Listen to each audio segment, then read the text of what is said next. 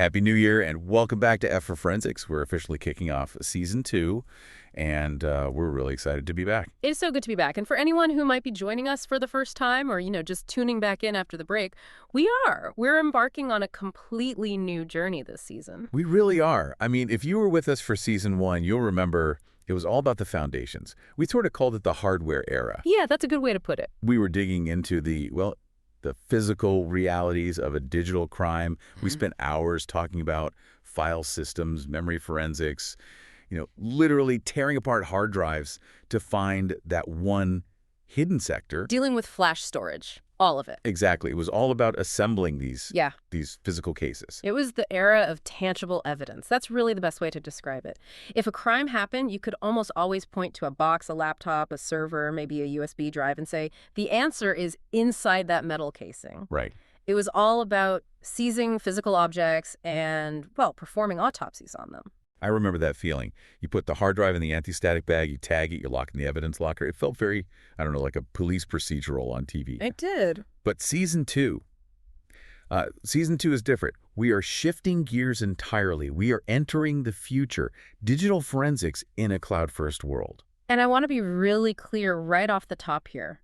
This isn't just a change of scenery. It's not just doing forensics, but on a different computer. No. It is a fundamental shift in, the very physics of the investigation. We're moving from these static environments, places where things stay put to incredibly dynamic ones. And I think that's the tension we're going to explore today and really throughout this whole season. Modern threats have evolved so fast, but in a lot of ways, our forensic methods are still trying to catch up. They're playing catch up to a game that's changed its rules completely. That is the mission for this deep dive. We want to understand how the crime scene itself has fundamentally changed. We need to figure out why the old tools like, imaging a drive just don't work anymore. Right. And we're going to unpack what it really means when the crime scene isn't a place, but a process. I think the best place to start is with that mental image you just mentioned, the evidence bag. Yeah, let's challenge that right away. Because I think when most people hear digital forensics, they still picture a scene from a TV show. Oh, absolutely. Agents and windbreakers kick down a door. They rip the cables out of the back of a computer, which, by the way, we learned in Season 1 is a terrible idea. And they carry the tower out to a van. And for a long, long time, that was pretty accurate. But today, that whole image is increasingly becoming a relic of the past. The hard truth we need to accept is that in a cloud-first world, the crime scene is, while it's disappearing, it is not a hard drive anymore. So if it's not a hard drive and it's not a server you can physically touch, what is it? It's a cloud crime scene. And this is a really difficult concept because it's so abstract. We're talking about cloud consoles, identity providers, API calls, and these huge SaaS platforms like Microsoft 365 or Google Workspace. Okay, let's unpack that. Say I'm an investigator. Why can't I just treat the cloud like a giant remote hard drive? I mean, why can't I just go to Amazon Web Services or Microsoft and say, give me the server? Subpoena power is a thing, right? Subpoena power is definitely a thing, but so is physics. Just think about the logistics for a second. If a company is running their infrastructure on AWS, they don't own a specific server rack in a data center. Right. Their data is spread across these massive data centers, often chopped up, the technical term is sharded, and stored in little pieces across multiple physical devices. And those same devices are simultaneously storing data for thousands of other customers. The multi-tenant problem. Exactly. You can't just seize a server rack from a major provider because you'd be seizing the data of thousands of innocent bystanders, too. You'd be like shutting down half of Netflix just to find a single email from some small business. It's legally and physically impossible. So it's like trying to search one apartment, but you have to take the entire apartment building with you. And even that analogy kind of falls short because the data moves. It's not just sitting there in apartment 4B. It might be in 4B for 10 minutes, but then the system load balances it over to apartment 6C, or it gets replicated to a whole other building in a different state for redundancy. Wow. And this brings us to the whole concept of imaging. In Season 1, we talked for hours about making a bit-for-bit copy of a drive. It's the gold standard of traditional forensics. You clone the drive so you can analyze it without altering the original evidence. You can't image Microsoft 365. There's no USB port on the cloud. No, you can't. You can't plug a write blocker into Salesforce. The data is distributed, it's abstract, and you don't have root access to the underlying hardware. You're investigating a service, not a device. You're basically asking the service to tell you what happened rather than looking at the magnetic traces on the disk yourself. That sounds, I don't know, unreliable. Or at least it requires a lot more trust. It's like you're trusting the landlord to tell you who entered the apartment instead of just looking for fingerprints on the doorknob yourself. That's a really good point. It does require a massive amount of trust in the provider's logging mechanisms.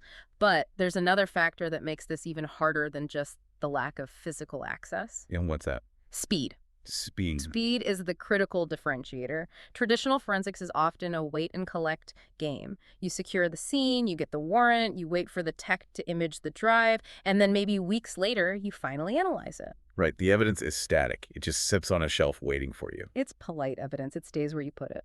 Right. But the cloud is hostile to waiting. Evidence in the cloud often exists only for hours, sometimes just for minutes. If you wait days for a warrant or try to organize some kind of physical seizure, the evidence is simply gone. Gone. It's been overwritten, rotated out, or the virtual machine it lived on has been terminated. It's just gone. But cloud forensics is like investigating a conversation in a busy, crowded room. Exactly. It's completely ephemeral. It's ongoing. While the conversation is happening, there's information there. Sound waves are bouncing around. But the second the people stop talking and leave the room, There's nothing left. there's no physical trace. The sound waves are gone. Unless you were actively recording that conversation, or in our case, unless the logs were capturing the events as they happened, there is nothing left to find. That is a terrifying thought for an investigator. It feels like trying to catch smoke. So you're telling me that if I don't catch the criminal in the act, or almost immediately after, the crime scene essentially cleans itself up. In a huge number of cases, yes. And this leads us right to the core conflict of this new season: static versus dynamic forensics. We're moving from a world of persistence to a world of volatility. Okay, so let's dive into that. We mentioned that traditional forensics just assumes persistence is a given. Yes, persistence is the basic assumption that if I put a file on my desktop and I don't delete it, it'll be there tomorrow. And even if I do delete it, we learned in season 1, the magnetic traces might still be on the disk. Right, we talked about slack space and all that, data hiding in the empty spaces of the drive. But in the cloud, persistence is a myth. A complete myth. It is. The cloud assumption is that the environment is volatile by design. Let's look at virtual machines, or VMs. In modern DevOps and cloud architecture, servers aren't treated like pets that you name and care for. Right. They're treated like cattle. Cattle, not pets. I've heard that phrase in engineering circles. It's the standard philosophy now. Servers are spun up automatically by a system to handle a spike in traffic, say, on Black Friday. They run for maybe 20 minutes, maybe an hour, and then the system terminates them when the traffic dies down. So they're just wiped from existence. Completely. So if a hacker manages to compromise one of those servers... They might have a foothold for only 20 minutes. Exactly. They do their damage, they steal what they need, maybe they inject some malicious code, and then the server effectively self-destructs because the autoscaler shuts it down. The crime scene just evaporates. So the hacker doesn't even need to cover their own tracks. The system covers their tracks for them. Precisely. It's part of a concept we call immutable infrastructure. It's fantastic for reliability and preventing configuration drift, but it is an absolute nightmare for forensics. You just can't image a server that no longer exists. And it's not just the machines themselves that vanish, it's the records of what happened on there, right? We talked about logs being the recording of the conversation. Do those stick around forever? Sadly, no. Log rotation is the other big enemy here. Cloud storage costs money. Storing every single log file from every single transaction forever is incredibly prohibitively expensive. So you just don't do it. You don't. So automated systems are designed to overwrite history to save space. If you don't capture the logs within a certain retention window, and that could be 30 days, or sometimes 24 hours, sometimes it's even less for high-volume debug logs, they are overwritten by new logs. Poof, gone. The history books are constantly rewriting themselves. If you don't take a snapshot of the page today, tomorrow it's going to tell a completely different story. That's it, exactly. And this volatility forces a huge change in tactics. You have to move incredibly fast. But there's another side to this dynamic shift. It's not just about the evidence disappearing. It's about the tools the bad guys are using. Right. The new toolkit. The new toolkit. This is where it gets really, really interesting for me. In the old days, our season 1 days, we were looking for malware. Viruses, Trojans, weird executables hidden away in the System 32 folder. We were looking for the digital equivalent of a pry bar or broken lock. But modern attackers have realized something absolutely crucial. And what's that? They don't need to break the lock if they have the key. Woof. That's a chilling line. Attackers don't need to break the lock if they have the key. It's the fundamental reality of the cloud. Modern attackers often don't install complex malware. Why would they? They don't need to infect your system with a virus that might trigger an antivirus alert. They just need credentials. A username and a password. That's all they need. So the whole investigation shifts from looking for bad files to looking for bad behavior. Exactly. If I use your key to get into your house, the lock isn't broken, the door frame isn't splintered. To a casual observer or, a traditional forensic sweep of the system, it looks like you came home. The challenge becomes figuring out that it wasn't you, even though the key was yours. And that's the whole game now. Which brings us to what is the absolute centerpiece of this deep dive, and really this whole season. If the crime scene is gone and the tools are invisible, what are we actually looking at? And the source material says it perfectly. Identity is the new perimeter. This is the single most important concept for anyone to grasp and see into. In the old corporate network, you had a firewall. That was the castle wall. Inside the wall was considered safe, and outside was dangerous. You defended the perimeter, you watched the gates. But with the cloud, people are logging in from Starbucks, from their phones, from home. The wall is gone. The castle is effectively everywhere. The wall has dissolved. The only thing separating a hacker from your company's most sensitive data is the authentication process. Identity is the attack surface. It is the only perimeter left. So, practically speaking, what does an attack on identity actually look like? If there's no broken window, how do we even know a crime has occurred? You have to start looking at the specific mechanisms of these modern identity attacks. The most common one, the one we've touched on, is just good old compromised credentials. Stolen usernames and passwords. Yep. Bought on the dark web, gathered from data breaches, stolen through phishing sites. It's the bread and butter of hacking. But it's not just about passwords anymore. We have things like OAuth abuse. And I feel like this is a term that gets thrown around a lot, but what does it actually mean in a forensic context? This one is so much sneakier. You know when you sign up for a new app on your phone and it asks, can this app access your Google account? And you just click yes. Sure, I do it all the time. Log in with Google, log in with Facebook. It's easy. That convenience is powered by a protocol called OAuth. Now, when you click yes, you aren't giving that app your password. You're giving it something called a token.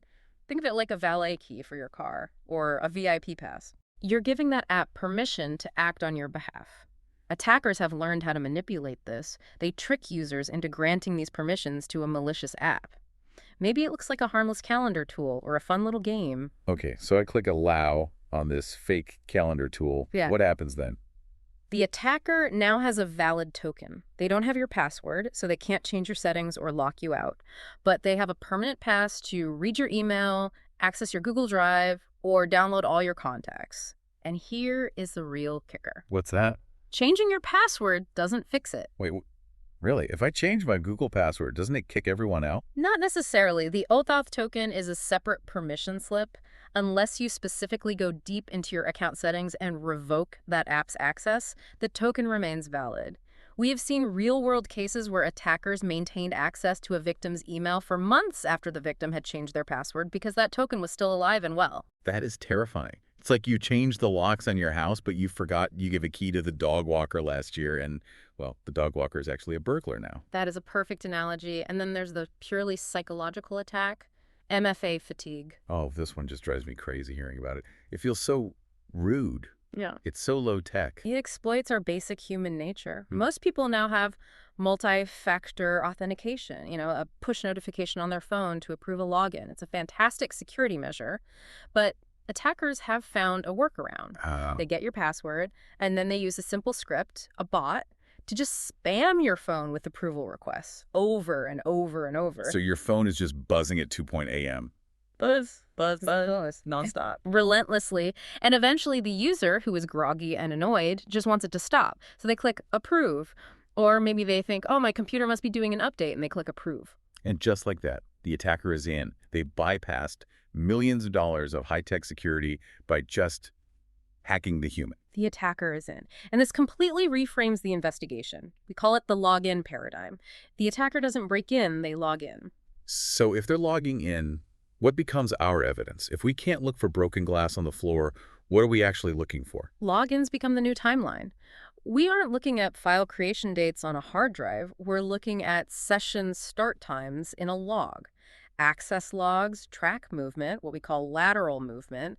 Did this user log into the email system and then immediately pivot to the HR database? And you mentioned tokens. And session tokens become the new fingerprints. So that's the digital pass we just talked about. Yes, tracking that specific long alphanumeric string, that token as it moves through the system. If token A was issued to a user in New York, but 10 minutes later that same token A is used to download files from an IP address in Russia, you know that token has been stolen. This all sounds like a massive headache for someone who's used to looking at sectors on a disk. So if we aren't looking at sectors, where exactly are we looking? We are looking at events. This is the big shift from files to events. Okay, events, not files. Break that down for us. Where do these events live? They live in the logs, but, logs is such a broad term. We have to be specific. First, you have audit logs, which tell us who did what. For example, user A deleted file B at this specific time. Simple enough. Then you have authentication logs, which tell us who tried to get in, and that includes all the failed attempts as well as the successful ones. And what about when systems talk to each other? That's not a user doing something. That's where API records come in. API stands for Application Programming Interface. It's just how different software components communicate. If a hacker uses a script to download thousands of files, they're not going to open each file manually. They're going to use the API. So the API logs. The API logs will show a massive, unnatural spike in requests. Thousands of GET requests in a few seconds. That's your smoking gun right there. And don't forget email traces. Absolutely crucial. Email headers, delivery logs, forwarding rules, these are the new sources of truth. So what you're really saying is we're moving from space to time. That is a beautiful way to put it. Traditional forensics is spatial. The evidence is in Sector 400 on the hard disk. It has a physical, spatial location. Right. Cloud forensics is temporal. The evidence is what happened between 14.0 and 14.05 UTC. The investigation is now purely chronological. And I imagine this makes correlation just incredibly important. Yeah. Because one single event in time doesn't really tell a story. Correlation is everything. In the cloud, a single log entry usually means absolutely nothing. User Ben logged in, so what? Ben logs in every day. User Ben downloaded a file. Okay, that's his job. But if you start to correlate them... Did you give a story? Then you get the story. User Ben logged in from an IP address in North Korea at 3 a.m., and user Ben downloaded the entire customer database via an API call. And user Ben immediately created a new forwarding rule for his email. Now you have a story. You have to connect the dots because each dot by itself can look completely innocent. Exactly. In isolation, every single one of those actions might be a legitimate system function. It's the combination, the sequence, that reveals the intent. Okay, let's make this concrete. I think walking through this really helps visualize the invisible heist. Because talking about tokens and APIs is great, but let's see it in action. Let's do it. Let's walk through it. Okay, the scenario is this. An employee, we'll call him John, at a mid-sized company reports some suspicious access to his cloud files. He just says, I see files in my recent documents list that I didn't open. Something just feels off to him. Right. Now, in the traditional mindset, the Season 1 style, the investigator immediately takes John's laptop, they run a virus scan, they look for malware, they image the drive. And what do they find? Nothing. Absolutely nothing. The computer is clean, no viruses, no rootkits, no weird software installed. The registry is clean. It's a complete dead end. If you stopped there, if you relied on those old tools, you'd have to say, no crime occurred. John, you're just imagining things. But a crime did occur. Yes, a very serious one. And this is where the cloud forensic breakthrough happens. The investigator stops looking at the laptop and starts looking at the logs, the events, and they start building that timeline. So step us through the breadcrumbs. How do you catch this ghost? Okay, clue number 1, a late night login. The authentication logs showed John's account successfully authenticated at 3:14 a.m. on a Tuesday. Now, John works 9 to 5. He's fast asleep. And critically, the login came from something called a user agent string. It's basically the ID card of the browser that matched a Linux machine. John uses a Mac. Okay, so wrong time, wrong device. Right. But didn't John have MFA? He should have been protected. He did. And that leads us to clue number 2, MFA fatigue. If we look at the authentication logs just before that 3:14 a.m. login, we see a burst of prompts, 5, 6, 7 MFA requests sent to John's phone between 3:0 and 3:93 a.m. So the attacker was just spamming him. Relentlessly. And then at 3:14 a.m., we see a single log entry with a success status. John, probably half asleep and just furious that his phone was buzzing, rolled over in bed and hit approve just to make it stop. Unbelievable. Okay, so they're in. They have the key. What do? This is where it gets really subtle. Clue number 3, a persistence mechanism. Minutes after logging in, the attacker didn't start downloading files right away. The first thing they did was go to John's email settings and create a new inbox rule. An inbox rule, like a filter. Exactly. They set up a rule that said something like, if an incoming email contains the word invoice or wire transfer, immediately mark it as read, move it to the archive folder, and then silently forward a copy to attacker@evil.com. That is incredibly sneaky. So John wouldn't even see those critical emails coming in. He'd never see them. They would disappear from his inbox before he even woke up. And think about it. It's not malware. It's just a setting. No antivirus scanner in the world is going to catch a legitimate Outlook rule. And then finally, the theft itself. Clue number 4, mass downloads. The API logs reveal that after setting up the rule, the attacker used a script to request data from the company's SharePoint site. They didn't open the files one by one. That takes way too long and is too noisy. They just suck them all out through the API pipe. We see thousands of file-accessed events in a span of just 4 minutes. So the conclusion of the case. No disk was imaged. No physical evidence was ever touched. The suspect was never in the same room as the data, but the case was completely solved, entirely through the correlation of these events in the cloud. We built a timeline that proved intent, method, and impact, all without ever leaving the desk. Case closed. It's just amazing because the entire investigation happened in the abstract. It happened in the metadata surrounding the crime, rather than the data itself. Which brings us to the human element. If the game has changed this much, then the players have to change too. So what is the future of the investigator? What do the people doing this job really need to learn for Season 2? Because I'm guessing being a wizard with a hex editor just isn't enough anymore. It's certainly helpful, but no, it's not enough. You have to build entirely new instincts. The first is understanding architecture. You can't investigate a crime scene if you don't know the layout of the building. Right. In the cloud, you have to understand how AWS S3 buckets work, how Azure Active Directory handles tokens, what a service principal is. If you don't know how the cloud is built, you have no chance of finding the cracks. You've got to know the plumbing to find the leak. That's it.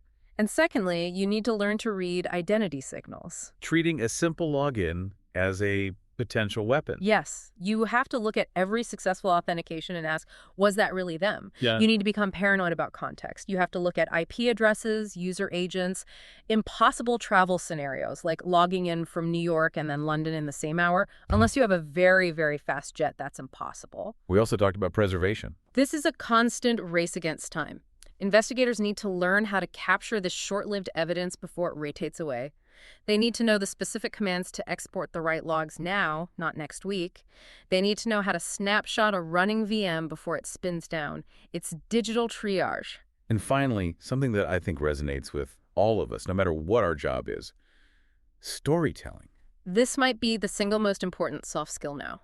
In Season 1, you could hold up a bloody knife in court, or, a hard drive with contraband on it, and the jury understood. It was tangible. It's physical. In Season 2, you're holding up a spreadsheet of API logs and a text file of JSON data. And you have to explain to a jury or a boss who isn't technical at all why a session token proves that millions of dollars were stolen. Exactly. You have to tell a complex technical story clearly and defensively. You have to make the invisible visible. The evidence is less tangible, so your narrative has to be that much stronger. You have to be a translator. It's a really fascinating evolution. We're moving from the microscope to the telescope in a way, looking at the big picture of data flow, rather than the microscopic details of magnetic disk platters. That's a great way to put it. We are stepping way back to see the connections between all the dots. So to summarize where we are as we kick off this season, we're moving beyond disks. We are entering environments where evidence is fleeting, it's distributed, and it is completely and utterly tied to identity.